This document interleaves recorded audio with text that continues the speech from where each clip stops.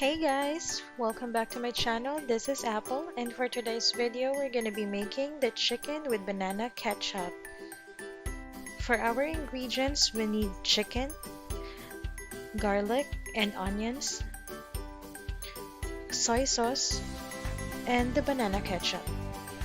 Alright, let's go ahead and start. For our first step, heat the pan and put some oil, then saute the garlic and onions. Wait until it softens.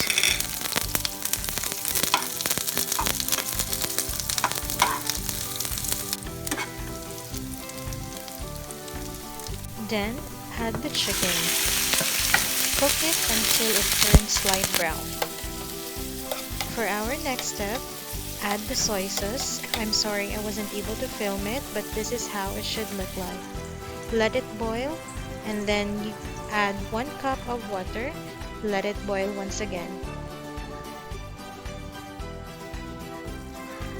Once it boils, we can add the banana ketchup.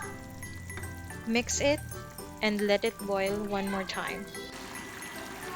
Season it with salt and sugar depending on your taste buds. And now, we're ready to serve it.